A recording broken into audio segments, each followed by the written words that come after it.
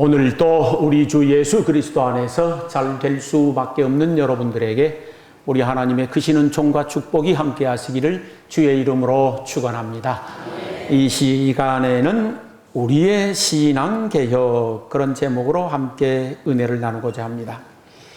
교회력으로 오늘은 종교개혁 500주년 기념주일이 되겠습니다.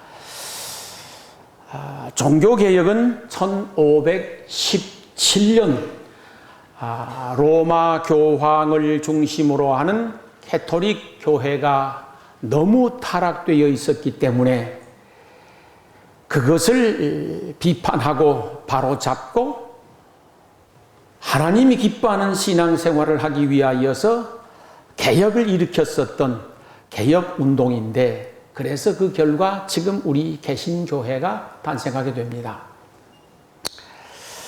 종교개혁의 중심 인물이었었던 사람 중에 마틴 루터를 잘 아실 것입니다. 이분은 독일 천주교 신부였습니다. 1511년 어느 날 독일에 있는 한 수도원에서 열심히 수도사로 일하고 있던 루터가 다른 동료들과 함께 교황청이 있는 이태리 로마로 성지순례를 가게 되어집니다. 그때 이분의 나이가 30살이었습니다. 성지순례 코스 가운데서는 빠지지 않고 가는 코스가 하나 있는데, 빌라도의 계단 또는 거룩한 계단이라고 하는 그 계단을 순례하는 것입니다. 무슨 계단이냐고 하면은 돌로 만들어진 28개의 계단인데,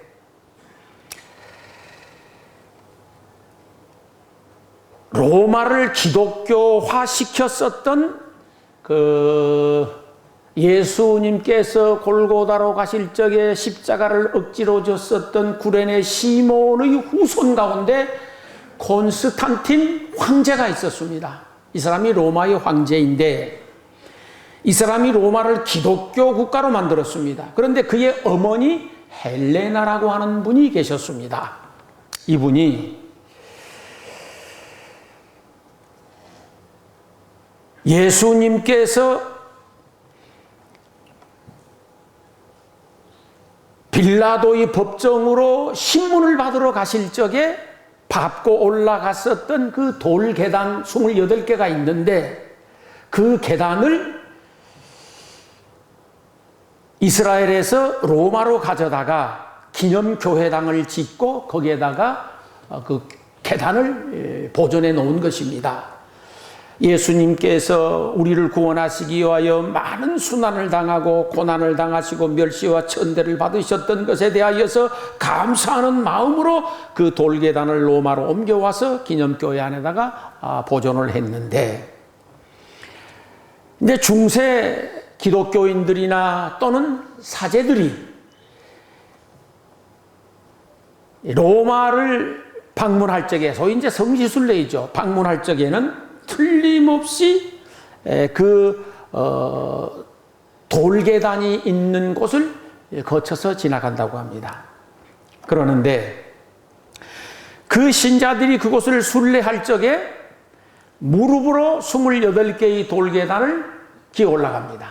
그리고 또 내려옵니다. 오르락 내리락 그렇게 계속 하는데, 그 돌계단에다가 어떤 경우에는 보편적으로 그렇다고 합니다. 유리를 날카롭게 깨가지고 뿌려놓는다고 합니다. 그러면 신자들은 그 돌계단을 무릎으로 기어 올라가면서 많은 고통을 당하게 됩니다.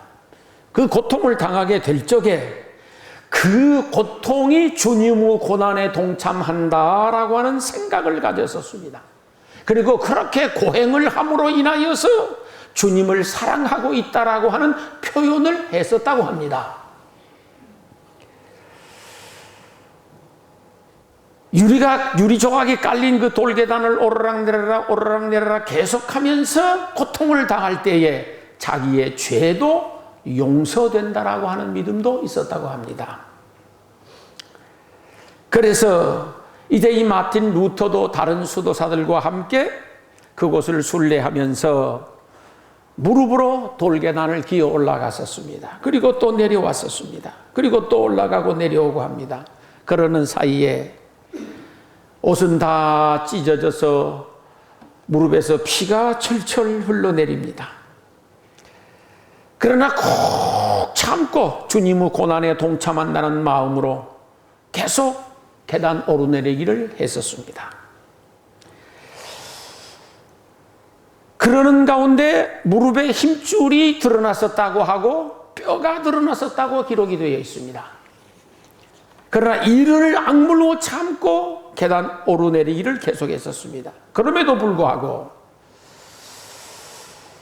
그러는 동안에 나의 모든 죄가 용서함을 받았다라고 하는 확신이 서지 않더라는 거예요. 그리고 이 고통이 주님의 고난에 동참하고 있다라고 하는 믿음도 들지 않다라는 것입니다. 도리어 마음은 더 아파지고 괴로워지고 지었던 죄로 말미암아 죄책감은 더 크게 남아있더라는 겁니다. 그러면서 괴로워하고 고민하고 있는 그 순간 머리에 섬광처럼 스쳐가는 깨달음이 하나 있었으니 오늘 읽은 로마서 1장 17절의 말씀입니다. 오직 의인은 믿음으로 말미암아 살리라 함과 같으니라. 그 말씀이 떠오르더라는 거예요. 맞아. 이런 고행을 통해서 하나님의 은혜를 입는 것 아니고 이런 고통을 통해서 예수님의 은총을 입는 것이 아니라 예수 그리스도를 구주로 믿는 믿음으로 말미암아 구원을 받는 것이고 하나님의 자녀가 되는 것이고 영생을 얻는 것이야. 그게 깊이 깨달아져서 그 자리에서 즉시 일어나 독일로 되돌아갔습니다. 그리고 6년 동안 많은 기도와 고뇌와 명상 그리고 성경을 연구하는 가운데 1517년 10월 31일 종교개혁을 단행하게 되어집니다. 종교개혁을 일으켰던 사람들이 종교개혁 여러 가지 정신이 있는데 그 중에 세 가지 정신 대표적인 것을 말씀드리려고 합니다. 그들이 주장했었던 첫 번째 주장은 오직 믿음으로 구원을 얻는다라고 하는 사실입니다.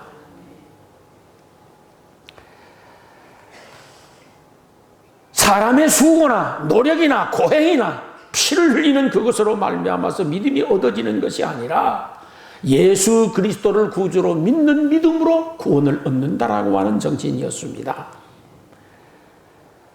성경의 말씀대로 하자고 하면 인간의 구원이란 어떤 수단이나 노력이나 공로로 되는 것이 아니라는 겁니다. 행함이나 율법의 행위로 말미암아 구원이 얻어지는 것이 아니라 오직 예수 그리스도를 구주로 믿는 믿음으로 말미암아 구원을 얻는다고 기록되어 있습니다. 그 믿음의 내용은 예수 그리스도의 십자가입니다. 예수님이 나를 대신하여 십자가를 지시고 내가 나의 죄값으로 갚아야 할 모든 죄값을 예수님이 십자가상에서 갚아주셨다라고 믿는 겁니다. 내가 나의 죄값으로 형벌을 받아야 되는데 예수님이 십자가를 짊어지시고 나를 대신하여 모든 형벌과 저주를 대신 받아주셨다라고 하는 사실을 믿는 겁니다. 그리고 그 예수 그리스도를 구주로 믿으면 누구든지 구원을 받는다라고 말씀하셨습니다. 주 예수를 믿으라 그리하면 너와 내 집이 구원을 얻으리라고 했습니다.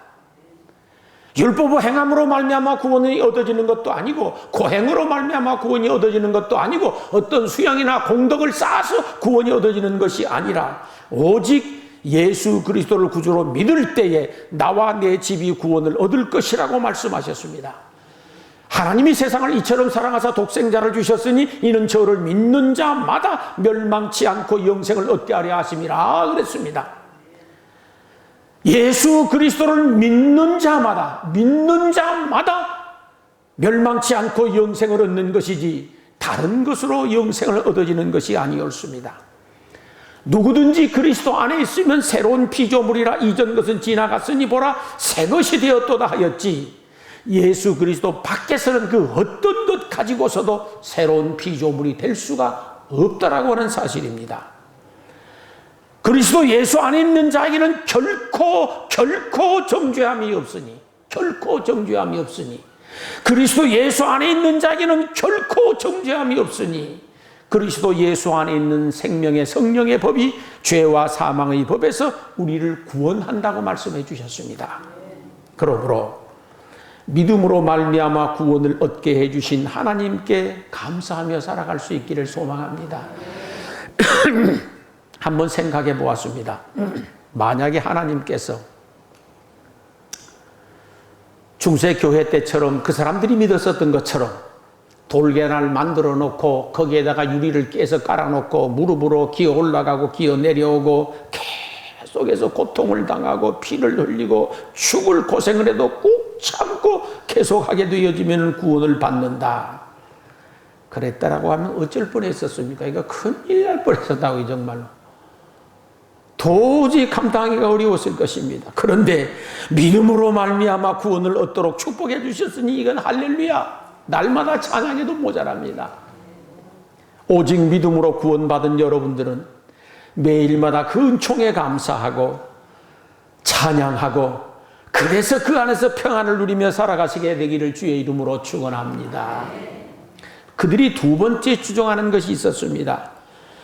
오직 하나님의 은혜로 구원을 받고 하나님의 은혜로 살아간다라고 하는 사실이었습니다. 로마 캐토릭 교회는 공덕 축적설이라는 것이 있었습니다. 공덕 축적설이라고 하는 것이 무엇이냐? 공을 쌓아야 된다 그런 말이에요. 공을 쌓아야 구원을 얻지 그냥 공짜로는 안 된다는 것이에요. 그런 사상을 가지고 있었습니다. 저들은 구원 얻는 것은 하나님의 은혜가 아니라 사람의 행위에 의하여서 구원이 얻어진다라고 생각했었습니다. 그래서 수많은 성자를 숭배하고 금식하며 많이 기도하고 고행을 수반합니다. 특별히 여러분이 아시는 대로 베드로 성당을 건축할 적에 건축비가 모자랐었습니다. 그래서 속죄표를 팔아먹지 않았습니까? 이 표를 사서 돈을 헌금함 속에다 넣는 순간 예수 믿지 않고 돌아간 부모님이 연옥에서 천국으로 올라간다고, 이런 거짓말을 해야 된 것입니다.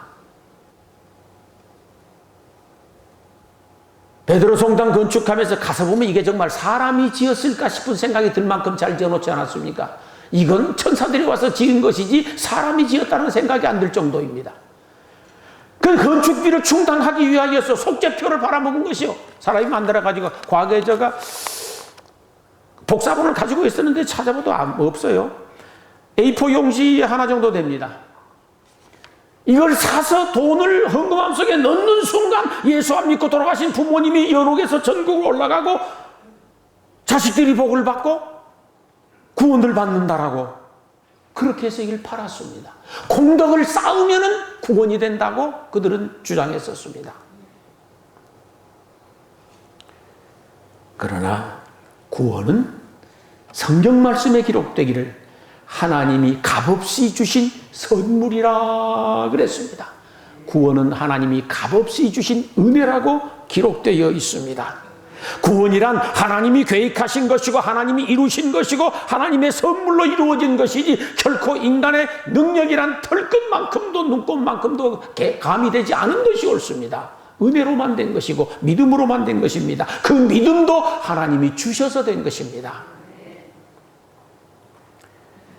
에베소서 2장 8절에서 9절을 보면은 너희는 그 은혜에 의하여 믿음으로 말미암아 구원을 받았으니 이것은 너희에게서 난 것이 아니요 하나님의 선물이라 그렇습니다. 이 구원은 나에게서 난 것이 아니라 하나님이 거저 주신 선물이라 그렇게 고백했습니다. 그래서 사도 바울은 그가 고백하기를 나의 나된 것은 하나님의 은혜로라 그랬습니다. 사실이 하나님의 은혜이지 않습니까? 나의 나된 것이 하나님의 은혜입니다. 우리가 이 세상에 태어나서 존재하는 것이 하나님의 은혜입니다. 내가 예수 그리스도를 구주로 믿을 수 있었던 것도 하나님의 은혜로 된 줄로 믿습니다. 내가 지금 믿고 있는 것도 하나님의 은혜이고, 지금까지 지내온 모든 삶의 순간순간들이 하나님의 은혜이지 않습니까? 돌이켜보면 좋았던 것도, 굳었던 것도, 즐거웠었던 세월도, 힘들었었던 세월도 돌이켜보니 하나님의 은혜였습니다. 잘 되었던 그것도 하나님의 은혜였었지만 잘 안 되었던 그것도 돌이켜보니 하나님의 은혜였었습니다. 모든 것이 합력하여 선을 이루시게 역사하시는 하나님의 은총이었음을 부인할 수가 없습니다. 그러므로 하나님의 은혜에 무한히 감사하며 살아갈 수 있기를 소망합니다. 그리고 하나님께 여러분의 남은 인생을 온전히 맡기고 은혜로 살아가시기를 주의 이름으로 축원합니다. 우리 그리스도인들이 공덕을 쌓는 일은 바람직하고 좋은 일입니다. 우리가 믿음으로 살아가면서 공덕을 쌓는 일은 좋은 일이지 않습니까? 예를 들자면 서로를 사랑하며 살아가는 것은 그리스도인으로서 바람직한 모습입니다. 선하고 착한 일을 많이 하며 살아가는 것도 큰 축복입니다. 좋은 일을 많이 하는 것 참 바람직하고 아름다운 일이고 마땅히 해야 할 일들입니다. 그러나 그 공덕이 나를 구원시킬 수는 없다라는 사실이야. 그것이 상급을 받을 조건은 됩니다. 상급을 받을 조건은 됩니다. 그러나 구원시킬 수 있는 능력은 아닌 것인 줄로 믿습니다. 이 세상에 어떤 이름도 어떤 무엇으로도 우리를 구원시킬 수 없습니다. 오직 믿음으로만, 예수 그리스도로만, 하나님의 은혜로만 가능한 줄로 믿습니다. 하나님의 은혜로 우리는 구원받은 사람들이고 하나님의 은혜로 살아온 사람들이고 앞으로 하나님의 은혜로 살아갈 사람들입니다. 그러므로 하나님을 찬양하며 주신 은혜에 감사하고 받을 은혜에 미리서 감사하면서 믿음으로 살아가게 되시기를 축원합니다. 그분들이 또한 주장하는 것이 있었으니 다른 하나는 오직 성경으로 돌아가야 합니다 였었습니다. 성경 말씀으로 돌아가야 된다는 거예요.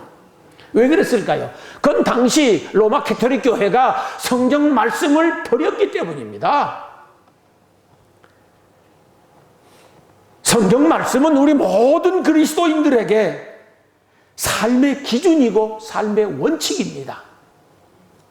이게 잘못돼 버리면 문제가 야기되지 않겠습니까? 그런데 중세 로마 가톨릭 교회는 모든 진리를 파악하는 기준이 교황의 가르침이었습니다. 교황의 가르침이었습니다. 그리고 교회의 전통이었습니다. 그들에게 종교회의가 많습니다. 회의가 많으면 공산당이라는 말도 들었는데, 지금으로 말하자고 하면 교회에는 당회가 있고 재직회가 있고 공동회의가 있습니다. 여러 교회가 합쳐진 것을 노회라 그렇게 하고 전 노회가 합쳐진 것을 총회라 그럽니다. 그런데 로마 가톨릭 교회는 종교회의에서 채택한 신조나 또는 어떤 교황의 말을 성경의 권위와 똑같이 여겼을 뿐만 아니라 때로는 성경보다 더 큰 권위를 부여하게 되어집니다. 이것이 잘못된 것입니다. 미사를 드릴 때에 과거에는 라틴어를 가지고 미사를 드리기 때문에 평신도들은 아무것도 모릅니다. 우선에 성경을 가르친 적도 없고 성경 말씀을 보여준 적도 없고 사제들이 그냥 라틴어를 가지고 뭐라고 하면 그냥 그런 줄 알고 예, 아멘 하고 따라했을 뿐입니다. 그래서 루터가 종교 개혁을 하면서 가장 힘쓴 일이 무엇이냐고 하면 라틴어로 된 성경을 독일어로 번역하는 일이었습니다. 그래서 이것을 독일어로 번역을 해서 전 국민들에게 반포하는 것입니다. 그러면서 차츰차츰 영어로 번역을 하게 되어지고 다른 나라 말로 번역을 하면서 성경을 퍼뜨리기 시작했었습니다. 그래서 평신도들도 자유롭게 하나님의 말씀을 읽을 수 있도록 만들었던 것입니다. 그러자 성도들의 신앙의 기준이 생긴 것이에요. 무슨 기준이? 우리의 삶의 기준과 원칙은 하나님의 말씀이다 라고 하는 것이었었습니다. 사실 우리 성도들의 모든 삶의 기준은 하나님의 말씀입니다. 그 첫째, 신앙의 기준이 하나님의 말씀입니다.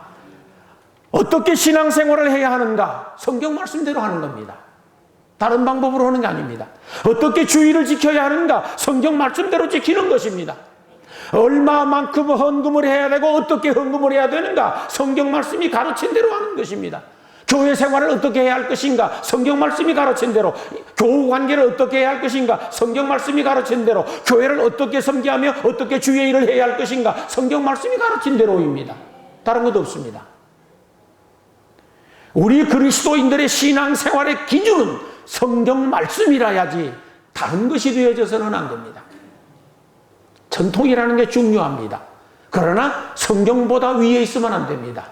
구절, 입으로 내려오는 여러 가지 지혜들도 많이 있습니다. 그러나 그것들이 성경보다 앞서면 안 됩니다.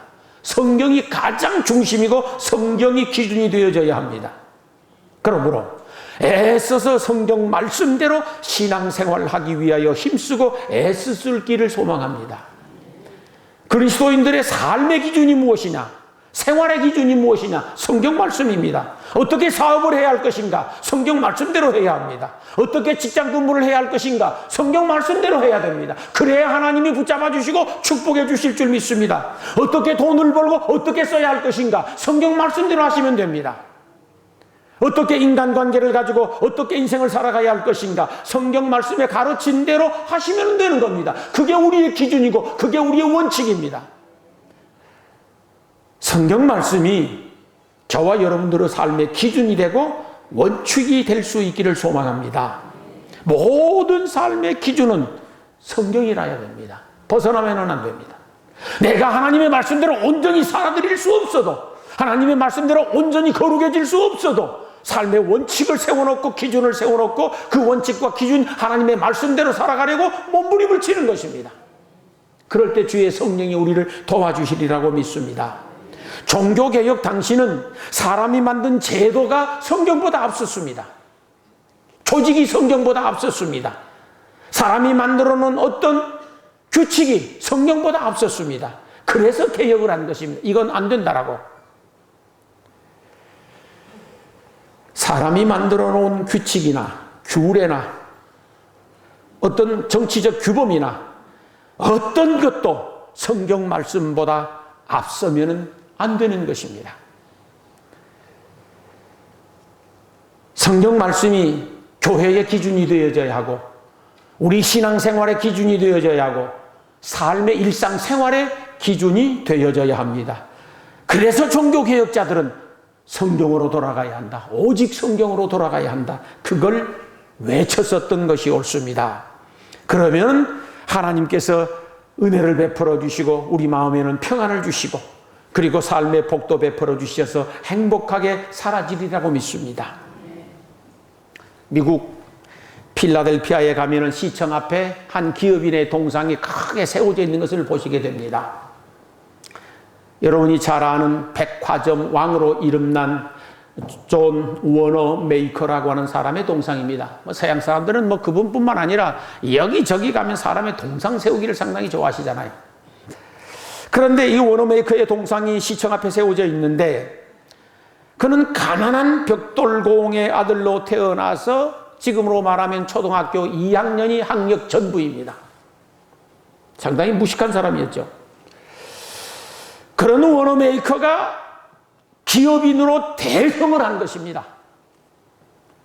그리고 백화점 왕이 되었고 미국의 최신부 장관을 역임한 바가 있습니다. 그의 기록 가운데는 10살 어린 나이에 벽돌 공장에 가서 노동을 하면서 돈을 모아가지고 첫 번째 산 것이 성경책이라고 기록되어 있습니다. 첫 번째 산 것이 성경책이었습니다. 그리고 늘 성경책을 끼고 살았었습니다. 그러면서 신앙생활을 열심히 하는 가운데 21살 때 교회학교 교사로 임명을 받았습니다. 교회학교 교사로 임명을 받은 그날 얼마나 감격스럽고 얼마나 감사하고 얼마나 영광스러웠었던지 잠을 못 이루고 눈물로 감사를 했다라고 기록되어 있습니다. 그리고 그분은 65년간 교회학교 교사직을 충실히 감당했었습니다.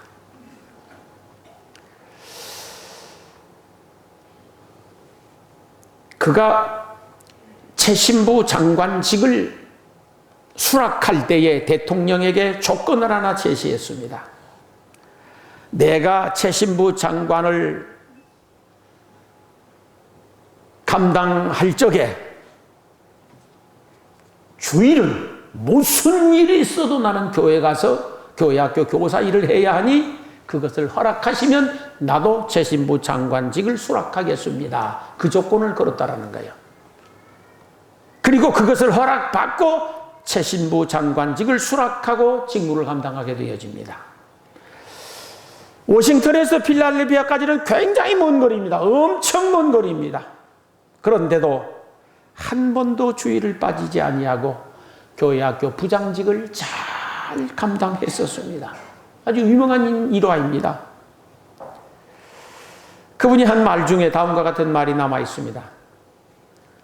장관직은 부업이고 교회학교 교사직은 내 본업입니다. 그런 말을 했습니다.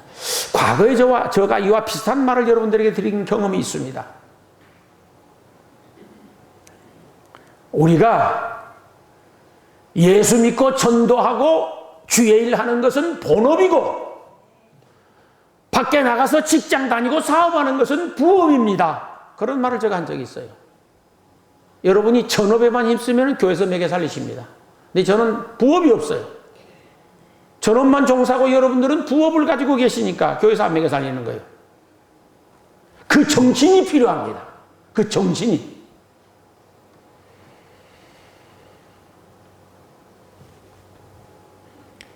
그분의 그 열정적인 헌신으로 말미암아서 그분이 섬기는 교회 학교가 세계에서 최고로 큰 교회 학교가 됐다는 사실도 기록에 남아 있습니다.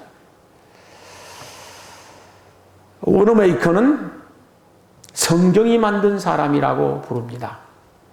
학력이라고는 초등학교 2학년 그것이 고작이었었지만은 성경을 통하여서 지혜를 얻고 성경을 통하여서 삶의 용기를 얻고 성경을 통하여서 사업의 아이디어 모든 것을 다 얻었다라고 그는 고백합니다.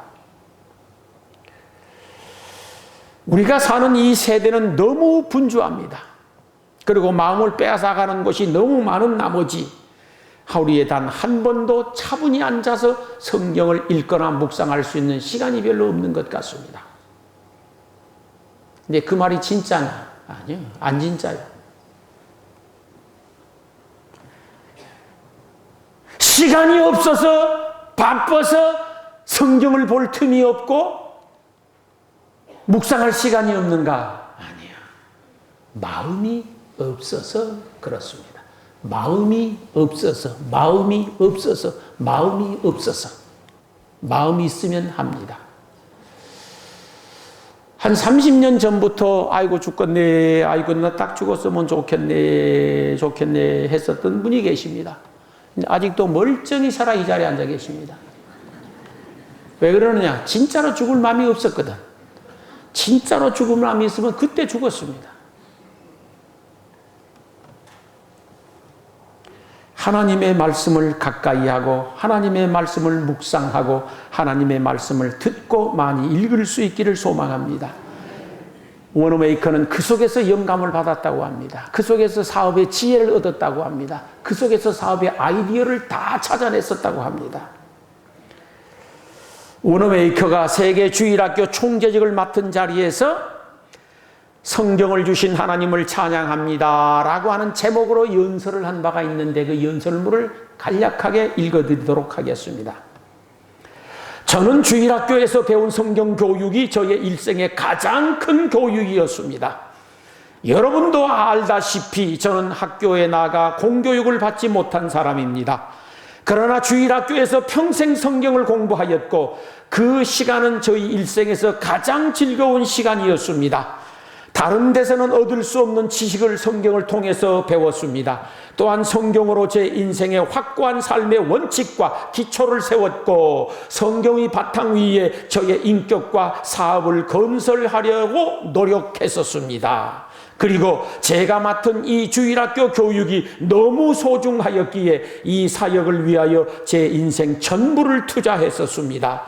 저는 성경에서 구세주 되신 예수님을 만났으며 주님 안에서 내 인생의 변화를 경험하게 되었습니다. 저는 연약하고 보잘것없는 인생이었지만 저희 힘과 능력이 되신 하나님을 신뢰하고 그분과 동행하였을 때 모든 두려움은 사라졌고 무엇이든지 할 수 있는 용기와 확신을 얻게 되었습니다. 성경을 읽을 때마다 새로운 아이디어와 비전을 주신 하나님을 찬양합니다. 그렇게 연설을 했었더라고요. 사랑하는 성도 여러분, 고린도전서 4장 6절에 보면은 형제들아 기록된 말씀 밖으로 넘어가지 말라 그랬습니다. 말씀 안에 살라라고 하는 뜻인 줄 믿습니다. 우리 개신교는 철저하게 말씀을 기초한 교회요, 말씀을 중심한 교회입니다. 신구약 성경 66권만이 하나님의 말씀이요 우리 신앙과 삶의 기준이 되는 줄로 믿습니다. 그리고 이 말씀이 성경에 기록되기를 내 발의 등이요 내 길의 빛이 된다고 말씀을 하셨습니다. 그러므로 성경 말씀을 단단히 붙들고 살아가게 되어지면은 내 삶의 어둠은 물러가고 환하고 밝은 삶이 열리게 되리라고 믿습니다. 여러분의 삶의 중심에 하나님의 말씀이 있기를 소망합니다. 말씀 안에서 꿈을 꾸고 말씀 안에서 사업을 하고 말씀 안에서 직장 생활을 하고 말씀 안에서 하루하루의 삶을 살아가고 말씀 안에서 수입하고 말씀 안에서 지출하고 말씀 안에서 살아가게 되면은 후회 없는 삶이 되도록 우리 하나님이 축복해 주시리라 믿습니다. 우리의 삶의 모든 방식이 말씀 안에서 이루어질 때에 하나님의 은혜와 축복은 넘쳐나리라고 믿습니다.